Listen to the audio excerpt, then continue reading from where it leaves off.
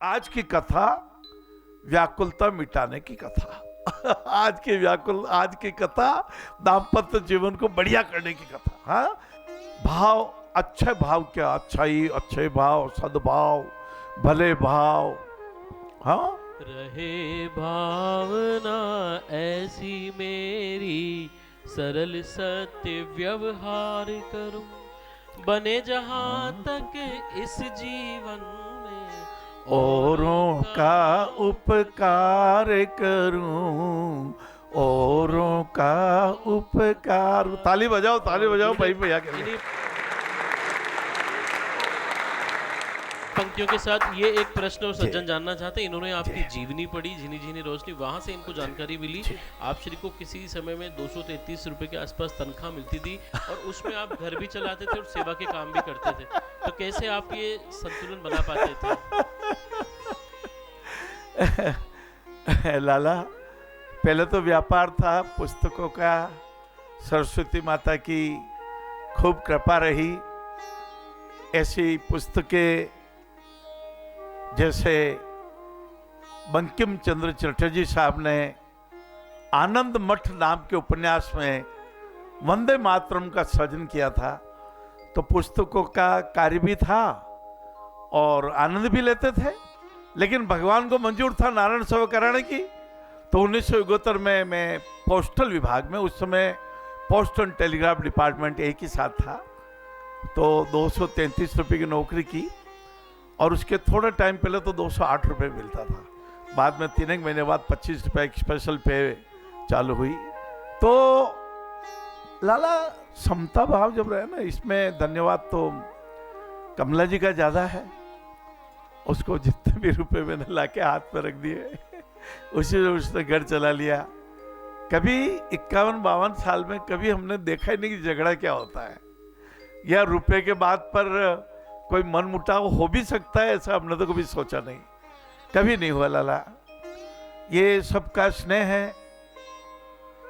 और गंगोत्री जी के दर्शन की कृपा हुई और फिर यमुनोत्री जी के भी दर्शन हो गए। ओहो, आप श्री देख पा रहे हैं दृश्य माँ कालिंदी करुणा कृपा सत्संग मंडल यमुनोत्री धाम के। बादल जल से भर जाए तो उसे बरसना पड़ता है, संत ज्ञान से भर जाए तो उसे बांटना पड़ता है। यमुना जी की धारा, हाँ, गरम गरम जल भी, हाँ, यमुनोत्री का एक वो कुंड बना हुआ था, उसमें गरम जल गंगा जी का आ रहा था। हाँ, चावल की पोटली लटका दी, रो चावल भी पक गया, मतलब सीज गया। हाँ, ऐसे गंगोत्री यमुनोत्री की कृपा हुई। बोले बद्रीनाथ भगवान की जय, नर नारायण भगवान की जय।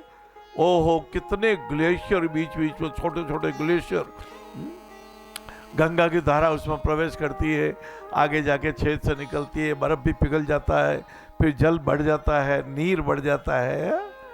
रही मन पानी राखिए, बिन पानी सब सूना, पानी गए न उबरे, मोती मानुष चून।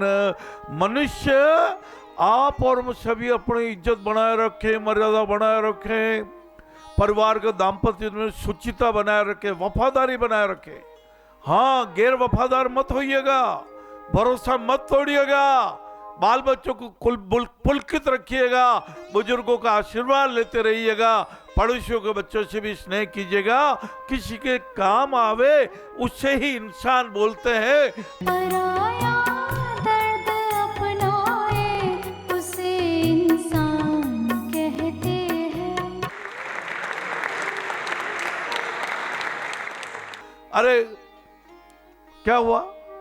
अरे मेरे पास डपोल संघ आया था और डपोल संघ से मैंने कहा एक भोजन की थाली ले आओ, ये पड़ोसी को दो क्यों आ गई? मेरे तेरे को काय को ईर्ष्या हो रही यार, तेरे तो भोजन की थाली आ गई, पड़ोसी को दो आ गई तो दो चिमड़े दे। अरे नहीं नहीं नहीं नहीं नहीं नहीं नहीं, ये तो नहीं होना चाहिए।